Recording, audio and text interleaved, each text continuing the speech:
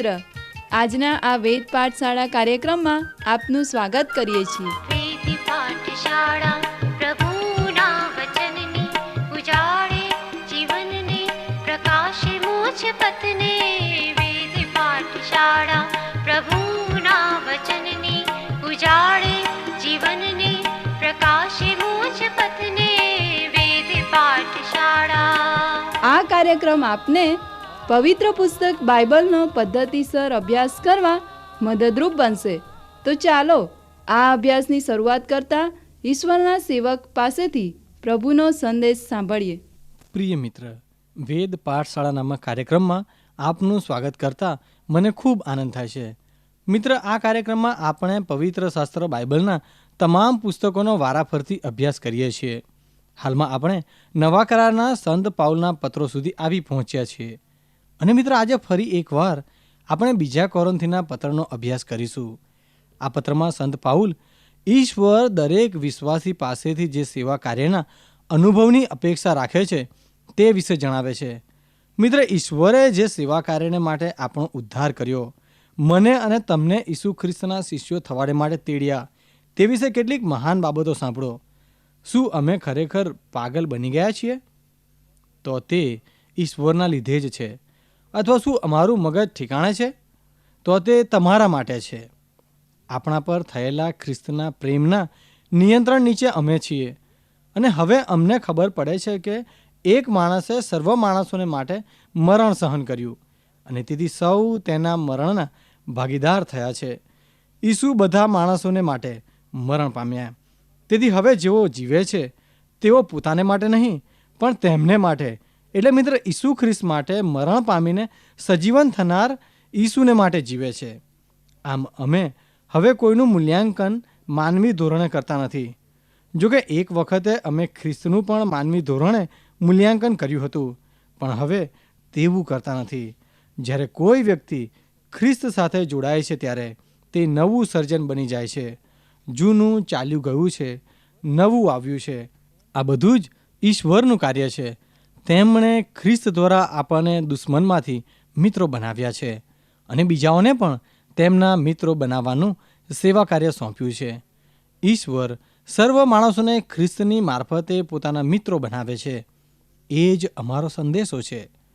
તેઓએ કરેલા પાપોની ઈશ્વરે તેમની વિરુદ્ધમાં નોંધ રાખી નહીં, પણ કેવી રીતે તે તેમને પોતાના મિત્ર બનાવે છે તે અંગેનો સંદેશો તેમણે અમને આપેલો છે.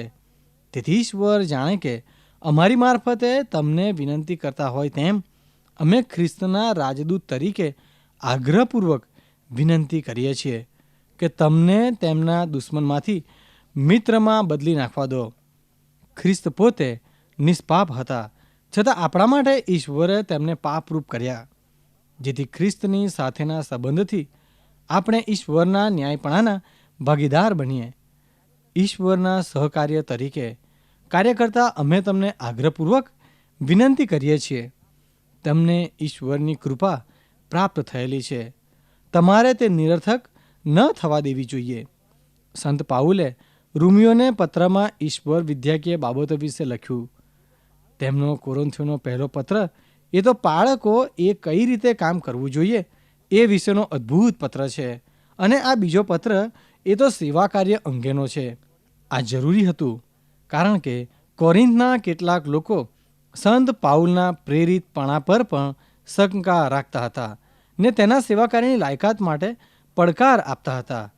પહેલા કોરિન્થીમાં સંત પાઉલ જેઓ તેના અનુયાયીઓ હતા અથવા તેને પસંદ કરતા હતા તેઓને ઉદ્દેશીને મોટે ભાગે લખે છે, પણ બીજા કોરિન્થીમાં તે પોતાના ટીકાકારો જે કદાચ તેના પહેલા પત્રથી નાખુશ હતા તેઓને ઉદ્દેશીને લખે છે. અને એ સારું છે કે આ મંડળીમાં પ્રશ્નો હતા, ટીકાકારો હતા, જેને લીધે આપણને આ બે અદ્ભુત પત્રો મળ્યા છે. પ્રિય મિત્ર, આ પત્રમાં સંત પાઉલ સેવા કાર્ય વિશે લખતા ઘણી સુંદર બાબતો જણાવે છે. તે સેવકના કાર્ય વિશે, તેની તાલીમ વિશે, તેના બદલાણ વિશે, ઈશ્વર સાથેના તેના સંબંધો તેમજ તેની લાયકાતો વિશે જણાવે છે. જ્યારે સંત પાઉલ આ વાતો લખે છે ત્યારે તે દરેક વિશ્વાસીને સેવકના રૂપમાં જુએ છે અને કહે છે, દરેક વિશ્વાસી જેનો પ્રભુ ઈસુ ખ્રિસ્તે ઉદ્ધાર કર્યો છે, તેના સેવા કાર્યનો મુખ્ય ઉદ્દેશ એક જ છે, અને તે તો તારણ. સંત પાઉલ એફેસીઓને લખે છે કે કૃપાથી આપણે ઉદ્ધાર પામ્યા છીએ. ઈશ્વરે આપણને વિશ્વાસરૂપી ભેટ આપી છે, તેના દ્વારા ઉદ્ધાર પામ્યા છીએ. આપણા કોઈ સારા કામોને લીધે નહીં કે જેના પર આપણે ઘમંડ કરીએ. જો કે આ જણાવ્યા પછી તે એફેસીના પત્રના 2 અધ્યાયની 10મી કલમમાં લખે છે, ઈશ્વર આપણા સર્જનહાર છે. તેમણે આપણને અગાઉથી નક્કી કર્યા મુજબ સારા કૃત્યોનું જીવન જીવવા સર્જ્યા છે. એટલે કે ઈશ્વર ઈચ્છે છે કે આપણે સારા કામો કરીએ, પણ એ કામો આપણો ઉદ્ધાર કરતા નથી, પણ એ તો આપણા તારણનો ઉદ્દેશ છે. સંત પાઉલ એફેસીઓને કહે છે કે આપણે મંડળી તરીકે એકઠા મળીએ છીએ, જેથી સેવા કાર્યને માટે આપણે પરિપૂર્ણતાની હદે પહોંચીએ. હવે એવું લાગે છે કે જાણે સંત પાઉલ આ વાત માત્ર બાળકોને લખે છે, પણ એવું નથી. તેના કહેવાનો અર્થ એ છે કે સુવાર્તા પ્રચારનું કાર્ય એ તો દરેક વિશ્વાસી વ્યક્તિનું છે. બાળક તરીકે હું કે તમે દુનિયાના દરેક વ્યક્તિ સુધી પહોંચી શકતા નથી, પણ એ કામ તો વિશ્વાસી તરીકે તમારું અને મારું છે. ઘણા લોકો બાળકની સાથે નહીં પણ તમારી સાથે વાત કરશે. ઘણા લોકો જેમને તમે તમારી નોકરીની જગ્યાએ મળો છો, દરરોજ મળો છો, અને ઈશ્વર ઈચ્છે છે કે આ રીતે તેમના વચનોનો ફેલાવો થાય છે. અને તેથી જ પાઉલ લખે છે, આપણે બધા જ સેવકો છીએ, અને સેવકો તરીકે આપણે પરિપૂર્ણતાની હદે પહોંચવાનું છે. પ્રેરણા પામેલા, સૂચના પામેલા તથા પડકાર પામેલા બનવાનું છે. એકવાર એક મંડળીમાં બાળકની જરૂર હતી, અને એ માટે એક વ્યક્તિની અરજી આવી, અને લોકો સામે એ વાંચવામાં આવી. ભાઈઓ તથા બહેનો, હું આપની મંડળીના બાળક તરીકે કામ કરવા ઈચ્છા રાખું છું. હું 50 વર્ષ કરતાં વધુ ઉંમરનો છું. મેં કોઈ પણ જગ્યાએ 3 વર્ષથી વધુ સમય સંદેશો આપ્યો નથી. ઘણી જગ્યાએથી મારા કામને લીધે દંગો ફેલાવાને લીધે મારે નાસી જવું પડ્યું છે. હું 4 વખત જેલમાં પણ ગયો છું. જોકે મેં કંઈ ખોટું કામ કર્યું નહોતું. જોકે હું ઘણા મોટા કામો કરી લઉં છું, છતાં મારું શરીર નબળું છે. જે મંડળીઓમાં મેં કામ કર્યું છે તે મોટા મોટા શહેરોની નાની નાની મંડળીઓ છે. બીજા ધર્મના આગેવાનો સાથે મારે કદીએ બન્યું નથી. ઘણીવાર મારા પર આક્રમણ થયા છે, અને મને મારી નાખવાની ધમકીઓ મળી છે. હું મંડળીના ચોપડાઓ યોગ્ય રીતે રાખી શકું છું તેમ નથી. મેં તો કેટલાક લોકોને બાપ્તિસ્મા આપ્યું તે પણ મને યાદ નથી. તેમ છતાં જો તમે મને તક આપશો તો હું મારાથી બનતો બધો જ પ્રયત્ન કરીશ. અને જ્યારે લોકોને આ વિશે પૂછવામાં આવ્યું કે શું તેઓ આ વ્યક્તિને પોતાના બાળક તરીકે સ્વીકારવા તૈયાર છે, અને મિત્ર, લોકોએ જવાબ આપ્યો, ના, આવા માણસને અમે તો શું કોઈ પણ મંડળી રાખશે નહીં. અને તેમને કહેવામાં આવ્યું, મિત્ર, કે આ તો સંત પાઉલની અરજી છે. જો કે આ વાર્તા છે, પણ પ્રિય મિત્ર, સંત પાઉલ ભલે આ બધી નબળાઈઓ હોવા છતાં પણ એક મહાન સેવક, એક મહાન લેખક, એક મહાન શિક્ષક, એક મહાન મંડળીનો સ્થાપક અને મહાન પાળક હતો. વગેરે વગેરે બાબતોની આપણે લાંબી યાદી બનાવી શકીએ છીએ. પ્રિય મિત્ર, તે પોતે કહે છે કે તે ઈશ્વરની કૃપાએ બીજા બધા પ્રેરિતો કરતાં વધુ કાર્યશીલ હતો. પ્રિય મિત્ર, કોરિન્થીઓએ તેની લાયકાત માટે પ્રશ્ન કર્યો, તેથી તે તેઓને કેટલીક બાબતો જણાવે છે.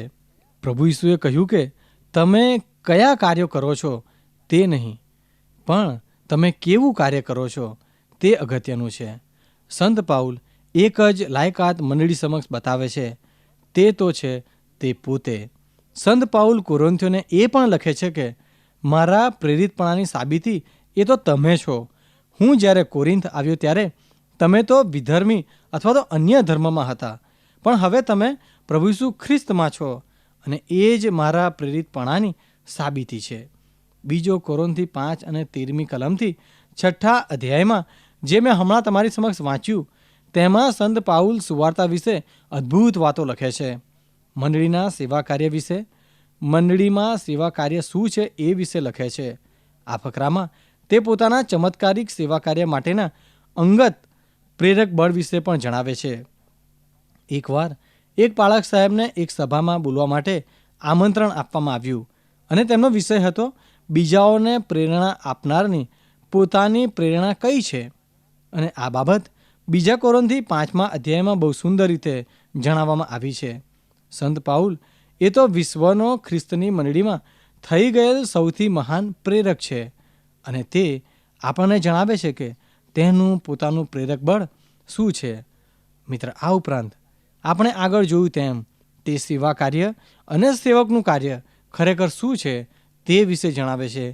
તે કહે છે સેવકનું કાર્ય એ તો મિત્રતા છે અને આપણને મૈત્રીનો સંદેશ તથા મિત્રતા કરાવવાની જવાબદારી સોંપવામાં આવી છે. આ ઉપરાંત સંત પાઉલ આપણને એક સેવકના ખ્રિસ્ત સાથેના સંબંધ વિશે જણાવે છે. સંત પાઉલ પર આળ ચડાવવામાં આવ્યું હતું કે તેના જીવનનું કેન્દ્ર બદલાઈ ગયું છે. પ્રભુ ઈસુના ટીકાકારો તેમના માટે આવું જ કહેતા હતા. સંત પાઉલ કહે છે, તમે સાચું કહો છો, મારા જીવનનું કેન્દ્ર સ્થાન બદલાઈ ગયું છે, કારણ કે એ તો હું નથી પણ ખ્રિસ્ત ઈસુ છે. પ્રિય મિત્ર, આ ફકરામાં સંત પાઉલ કઈ રીતે પોતાના ખ્રિસ્ત સાથેના સંબંધને રજૂ કરે છે તે પર ધ્યાન આપો. સંત પાઉલ દરેક વિશ્વાસીઓને માટે ઉદાહરણરૂપ છે. તે લખે છે, સૌ પ્રથમ તો તમારે એ સમજવાની જરૂર છે કે તમે જે કંઈ પણ છો તે ખ્રિસ્તને લીધે છો. તમારા જીવનમાં જે કંઈ પણ છે તે ખ્રિસ્તને લીધે છે. પાઉલ 18મી કલમમાં લખે છે, ઈશ્વરે ખ્રિસ્ત દ્વારા આપણને મિત્રો બનાવ્યા છે ને જેઓ ઈશ્વર સાથે મૈત્રીમાં છે તેઓ પોતાના માટે નહીં પણ તેમને માટે જીવે છે. પાઉલ કહે છે, આરંભમાં ઈશ્વરને મનુષ્ય એક હતા, પણ મનુષ્ય ઈશ્વરથી દૂર ચાલ્યો ગયો અને આજે પણ એમ જ કરે છે અને તેથી ઈશ્વર પણ તેમનાથી દૂર ચાલ્યા ગયા અને તેમના વચ્ચે અંતર બની ગયું. અને સંત પાઉલના મતે આ એક સેવકનો સંદેશ છે. જ્યારે ખ્રિસ્ત વધસ્તંભ પર મરણ પામ્યા ત્યારે તેમણે માણસને તેમના પાપ માટે દોષી ઠરાવવાનું બંધ કર્યું અને ખ્રિસ્ત દ્વારા જગત સાથે મૈત્રી કરી. અને આપણને આ જ સંદેશ આપવામાં આવ્યો છે. ઈશ્વરે તમારી સાથે મૈત્રી કરી છે અને તમે પણ એ મૈત્રીમાં જોડાઈ શકો છો. પહેલી વાત સંત પાઉલ લખે છે કે આપણે ઈસુ ખ્રિસ્ત દ્વારા મૈત્રીમાં આવ્યા છીએ અને આ તો ખ્રિસ્તની મારફતે તેની સાથે જોડાવાનું પહેલું પગથિયું છે. શું તમે જાણો છો કે તમારા જીવનમાં જે કંઈ પણ બને છે તે ખ્રિસ્ત ઈસુની મારફતે છે? સંત પાઉલ અહીં પોતાના જીવનનું કેન્દ્ર સ્થાન દેખાડે છે અને તે તો છે ખ્રિસ્ત પ્રભુ. સંત પાઉલને માટે જીવન એ ખ્રિસ્ત છે. જો કે આગળ વધીને સંત પાઉલ એક સેવકના પ્રભુ ઈસુ ખ્રિસ્ત સાથેના સંબંધ વિશે જણાવે છે. 17મી કલમમાં તે કહે છે કે જ્યારે કોઈ વ્યક્તિ ખ્રિસ્તની સાથે જોડાય છે ત્યારે તે નવું સર્જન બની જાય છે. બધું બદલાઈ જાય છે. તે હવે લોકો તરફ જોતો નથી. જૂનું બધું જ જતું રહ્યું છે અને તે સઘળું નવું થયું છે.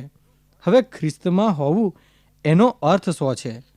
પ્રિય મિત્ર, ખ્રિસ્તની મારફતેનો અર્થ છે કે તમે તેની પાસેથી તારણ, આશીર્વાદ, લાભો જે કંઈ તમારી પાસે છે તે સઘળું પામો છો. પણ ખ્રિસ્તમાં હોવું એટલે શું? ઘણા લોકો કહે છે કે મેં પ્રભુ ઈસુ ખ્રિસ્તનો સ્વીકાર કર્યો છે. પણ સવાલ એ છે કે શું તેમણે તમારો સ્વીકાર કર્યો છે? તેમણે તમને પોતાની યોજનામાં સમાવ્યા છે? સુવાર્તાઓના અભ્યાસમાં આપણે જોયું હતું કે જ્યારે પ્રભુ ઈસુ ખ્રિસ્ત લોકોને મળ્યા ત્યારે સૌપ્રથમ તો લોકોએ તેમને સ્વીકાર્યા અને તેમનો પોતાની યોજનાઓમાં આવકાર કર્યો. જો કે લૂક અનુસાર શુભ સંદેશના 5મા અધ્યાયમાં આપણે સંત પિતર વિશે વાંચીએ છીએ. તેણે પ્રભુ ઈસુને પોતાની હોડીમાં બોલાવ્યા અને પ્રભુ ઈસુએ તેની હોડીઓ માછલીઓથી ભરી દીધી. અને આ તો પ્રભુ ઈસુ મારફતે આશીર્વાદો મેળવવાનું પહેલું પગથિયું છે. જ્યારે તમે તમારા જીવનમાં, તમારી યોજનાઓમાં તેમનો આવકાર કરો છો ત્યારે તેઓ તમારા જીવનને આશીર્વાદોથી ભરી દે છે. જો કે તમને યાદ છે મિત્ર, આ આખા પ્રસંગના અંતે પ્રભુ ઈસુ સંત પિતરને કહે છે, પિતર, માછલી પકડવાનું છોડી દે. હું માણસોને પકડવા આ દુનિયામાં આવ્યો છું અને તને પણ માણસો પકડતા શીખવીશ. સંત પિતર પોતાની હોડી છોડીને પ્રભુ ઈસુની પાછળ ચાલ્યો. મિત્ર, ઘટનાની શરૂઆતમાં આપણે જોઈએ છે કે સંત પિતરે પોતાની યોજનાઓમાં પ્રભુ ઈસુનો આવકાર કર્યો, પણ અંતમાં પ્રભુ ઈસુએ પિતરને પોતાની યોજનામાં લઈ લીધો. પહેલાં તો તે પ્રભુ ઈસુ વડે જીવનાર માણસ હતો, પણ અંતમાં તે પ્રભુ ઈસુમાં જીવનાર બની ગયો. તે પ્રભુ ઈસુમાં હતો કારણ કે તે પ્રભુ ઈસુના કાર્યમાં અને પ્રભુ ઈસુ જે છે તેમાં સામેલ હતો. સેવા કાર્યના પ્રેરક બળનું બીજા એક અદ્ભુત પગથિયા વિશે સંત પાઉલ અહીં વાત કરે છે. તે કહે છે, તેથી અમે ખ્રિસ્તના રાજદૂત છીએ. અહીં પ્રેરક બળ અથવા તો પ્રેરણા બળનો પ્રશ્ન ઊભો થાય છે. તમારા જીવનમાં, તમારી યોજનાઓમાં પ્રભુ ઈસુને સમાવી લેવા માટે તમને કોણ પ્રેરણા આપે છે અથવા તમને કોણ પ્રેરક બળ પૂરું પાડે છે? તમને તેની યોજનામાં, તેના જીવનમાં સામેલ થવાને માટે કોણે પ્રેરણા આપી છે? અને આ બાબત આ ત્રીજા પગથિયામાં એટલે કે ખ્રિસ્તને માટે માં આવી જાય છે. સંત પાઉલ આમ લખે છે, ખ્રિસ્તનો પ્રેમ મને ફરજ પાડે છે. જ્યારે કોઈ વ્યક્તિ ખ્રિસ્ત સાથે મૈત્રીમાં આવે ત્યારે પછીથી પોતાના માટે તે જીવતો નથી, પણ જેણે તેની સાથે મૈત્રી કરી તેના માટે જીવે છે. આમ સંત પાઉલ જ્યારે ખ્રિસ્તની પાછળ ચાલે છે ત્યારે કહે છે, મારી પ્રેરણા તો આ છે, જે કંઈ પણ હું કરું છું તે ખ્રિસ્ત ઈસુને માટે કરું છું. આ અદ્ભુત ફકરામાં સંત પાઉલ સેવકના ખ્રિસ્ત ઈસુ સાથેના સંબંધને 3 પગથિયામાં દર્શાવે છે: ખ્રિસ્તની મારફતે, ખ્રિસ્તમાં અને ખ્રિસ્તને માટે. અને બીજો કોરોન્થી જે સેવા કાર્ય અંગે સંત પાઉલનો અદ્ભુત પત્ર છે તેને હું સારાંશમાં જણાવીશ. પ્રિય મિત્ર, આ પત્રના પહેલા 6 અધ્યાયો વારંવાર વાંચો, જેથી તમે તેમને સમજી શકો અને તમને જણાશે કે પાઉલ વારંવાર સેવકની પારદર્શકતા વિશે જણાવ્યા કરે છે. તે કહે છે, સૌ પ્રથમ આ સેવકની અંદર એક મહાન ખજાનો સમાયેલો છે અને તે તો ખ્રિસ્ત છે. જ્યારે આ સેવક ખ્રિસ્તની મારફતે ઈશ્વર સાથે મૈત્રીમાં જોડાયા ત્યારે તેમણે ખ્રિસ્તને પણ જાણ્યા, એટલી હદે કે તેમણે ખ્રિસ્તને પકડી લીધા. અને આ સમયે તેમણે જેને પકડી લીધા છે તેમાં તેમનું બદલાણ થઈ જાય છે અને એ તો ખ્રિસ્ત સમાન બનવા લાગે છે. અને જ્યારે આમ બને છે ત્યારે તો તેમના આ પૃથ્વી પરના વાસણમાં ખ્રિસ્તરૂપી મહાન ખજાનો સમાય છે. અને એ સેવકને આ ખજાનો એટલે કે ખ્રિસ્ત જે તેનામાં જીવે છે તેના સમાન બનીને પૂરી પારદર્શકતાથી તેને દુનિયા તે દેખાડવાની છે. અને દુનિયા જણાવે છે કે એ બાબત કરવાને માટે ઈશ્વર આ માટીના નાના વાસણની બહાર દબાણ લાવવા દે છે. પ્રિય મિત્ર, તમે જોશો કે સંત પાઉલ આ ફકરામાં ફરીને ફરી સેવકના પરીક્ષણોને કસોટીઓ વિશે જણાવે છે. જોકે સંત પાઉલ વારંવાર આમ જણાવવા માટે અથવા તો જણાવવાની સાથે એ પણ કહેવા માગે છે કે આ માટીના વાસણમાં મહાન ખજાનો છે, પણ દુનિયા આ વાસણને જોઈને માત્ર માટીનું વાસણ અથવા તો માટીનું પાત્ર જ સમજે છે. પણ ઈશ્વર ઈચ્છે છે કે દુનિયા જાણે કે આ માટીનું પાત્ર બીજાઓના જેવું નથી, પણ કંઈક જુદું છે, કારણ કે તેમાં ખજાનો રહેલો છે. હવે ઈશ્વર જો દબાણ દ્વારા તેને બહાર ન લાવે તો એ ખજાનો તમારામાં છે કે નહીં એ તમે સી રીતે જાણી શકો? અને આ ખજાનાને લીધે એ સેવકમાં બાહ્ય પરીક્ષણોનો સામનો કરવાની ક્ષમતા છે. અને એ જોઈને લોકો કહેશે, જુઓ આ માણસ કઈ રીતે પરીક્ષણો પર ટકી શકે છે, તે કેવી રીતે તેનો સામનો કરી રહ્યો છે. આ નાના પાત્રમાં જરૂર એવું કંઈક હોવું જોઈએ જે તેને આ રીતે કરવામાં મદદ કરે છે. અને સંત પાઉલ કહે છે, આ જ સેવા કાર્ય આપણને સોંપવામાં આવ્યું છે. તમે જ્યારે આ ફકરો વાંચશો તો જણાશે કે સંત પાઉલ સેવા કાર્યની પદ્ધતિઓ વિશે કંઈ કહેતો નથી કે છટાદાર ભાષણ આપવા વિશે કે શિક્ષણ આપવા વિશે પણ ઉલ્લેખ કરતો નથી. તેના મતે સેવા કાર્ય એ તો ખ્રિસ્ત સમાન બનવું અને પારદર્શક બનવું.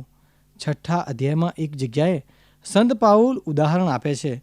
આપણે ઈશ્વરમાં સહકાર્યકર્તાઓ છીએ એમ જણાવ્યા પછી તે જણાવે છે કે આ રીતે આપણે આપણી જાતને સેવક તરીકે પુરવાર કરી શકીએ છીએ. અડચણો, મુશ્કેલીઓ, સંકટોમાં, માર ખાવામાં, જેલમાં પુરાવામાં, વૈતરું કરવામાં, ઉપવાસ કરવામાં? પ્રિય મિત્ર, સંત પાઉલ અહીં વારંવાર માં શબ્દનો ઉલ્લેખ કરે છે. ત્યારબાદ હવે તે થી શબ્દનો ઉપયોગ કરે છે. શુદ્ધતાથી, જ્ઞાનથી, ધીરજથી, માયાળુપણાથી, પવિત્ર આત્મા દ્વારા, સાચા પ્રેમથી, ન્યાયપણાથી તથા સત્યના સંદેશાથી, ઈશ્વરના સામર્થ્યથી. ત્યારબાદ તે કહે છે, માન મળ્યું, નિંદા પણ થઈ, અપમાન થયું ને વખાણ પણ થયા. જૂઠ્ઠા ગણવામાં આવ્યા હોવા છતાં અમે સત્ય બોલીએ છીએ. અજાણ્યા જેવા છતાં અમે બધા અથવા તો અમને બધા ઓળખે છે. મરી રહ્યા હોવા છતાં અમે જીવીએ છીએ.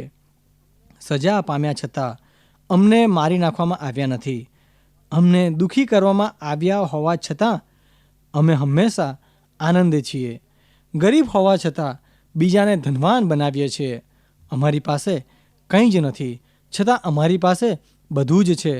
સંત પાઉલ 6 અધ્યાયમાં આમ કહે છે. સૌ પ્રથમ તો ઈશ્વર તોફાન આવવા દે છે. ઈશ્વર માટીના નાના પાત્રને તોફાનમાં સપડાવવા દે છે. અને આ તોફાન તો મુશ્કેલીઓ, અડચણો, સંકટો, જરૂરિયાતો, માર, ઠોકરો, જેલમાં પુરાવું એ બધી બાબતો છે. સંત પાઉલ અહીં પોતાના સેવા કાર્યનું વર્ણન કરે છે. આ બધા અનુભવો તેણે પોતે કર્યા હતા. જોકે ત્યાર પછી સંત પાઉલ આ તોફાનનો પ્રત્યાઘાતનો ઉલ્લેખ કરતા લખે છે, હું આ બધાનો સામનો કઈ રીતે કરી શકું? શુદ્ધતા, જ્ઞાન, સહનશીલતા, માયાળુપણાથી. હવે આ બધું તમે કઈ રીતે કરી શકો? પછી સંત પાઉલ તેના આત્મિક સ્ત્રોત વિશે લખે છે, જે સેવકને આ તોફાનનો સામનો કરવામાં મદદ કરે છે. અને એ આત્મિક બાબત તો પવિત્ર આત્મા છે, સાચો પ્રેમ, સત્યનો સંદેશ, ઈશ્વરનું સામર્થ્ય અને ન્યાયપણાનું શસ્ત્ર છે. પ્રિય મિત્ર, સંત પાઉલ કહે છે, હું તો માત્ર માટીનું નાનું પાત્ર છું. દરેક સેવક એ તો આવા માટીના વાસણો છે. પણ આજે ઘણા વાસણોમાં તિરાડ પડી ગઈ છે.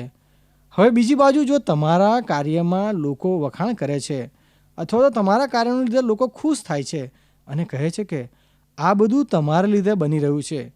ઈશ્વર આ જગતને બતાવવા માંગે છે કે તમે તો નાનું માટીનું પાત્ર જ છો અને તેથી તેઓ આ તોફાનને તમારી સામે ઉઠવા દે છે. જોકે તેની સામે લડવા માટે ઈશ્વર તમને સ્ત્રોત્ર પૂરા પાડે છે અને તેનું પરિમાણ અથવા તો પરિણામ એ તો ખરેખરનું સેવા કાર્ય છે. સંત પાઉલ આપણને ઈશ્વર દરેક વિશ્વાસીને અધિકારપૂર્વકનું સેવા કાર્ય સોંપવા માંગે છે તે વિશે જણાવે છે. ઈશ્વર ઈચ્છે છે કે આ રીતે હું અને તમે આ દુનિયા સમક્ષ ખ્રિસ્તને રજૂ કરીએ. પ્રભુ ઈસુએ પણ આમ જ કહ્યું, 2 એક સરખા મકાનો હોય પણ જ્યાં સુધી વાવાઝોડું ન આવે ત્યાં સુધી તેમના પાયા વિશે આપણે ન જાણી શકીએ. જ્યારે વાવાઝોડું અથડાય ત્યારે તમને બંને ઘરો વચ્ચેનો ભેદ ખબર પડે. જેનો પાયો નબળો હશે તે મકાન પડી જશે, પણ જેનો પાયો મજબૂત હશે તે અડીખમ રહેશે.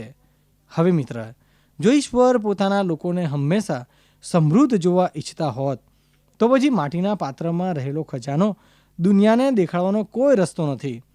સંત પાઉલ વારંવાર વિશ્વાસીઓની મુશ્કેલીઓ વિશે જણાવે છે અને કહે છે, આ સેવા કાર્ય તમને સોંપવામાં આવ્યું.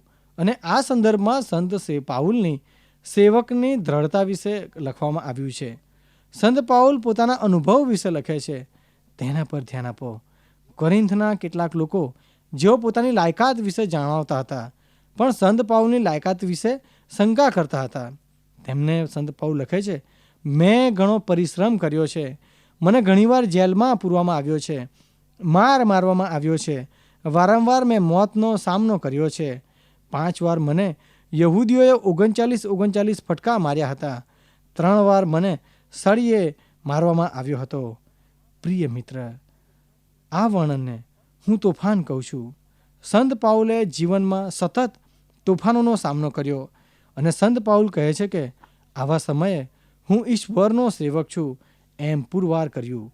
હું ને તમે આ જ રીતે આપણે ઈશ્વરના સેવકો છીએ એવું પુરવાર કરી શકીએ છીએ.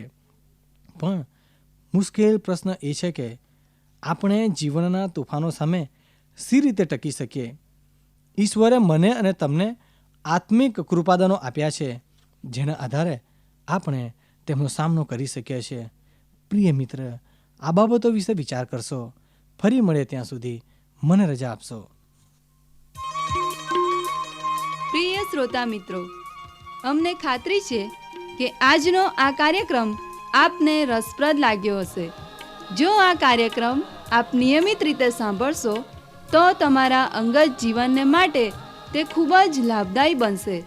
જો આપને આ અંગે કોઈ પ્રશ્ન કે મૂંઝવણ હોય અથવા આપ આ કાર્યક્રમને લગતું સાહિત્ય પ્રાપ્ત કરવા માંગતા હોય તો આજે જ તમારા પૂરેપૂરા નામ સરનામા સાથે અમને પત્ર લખશો. અમારું સરનામું છે કાર્યક્રમ Ved Pathshala, Vishwavani, post box number 2036, Fatehganj, Vadodara 390002. ધન્યવાદ.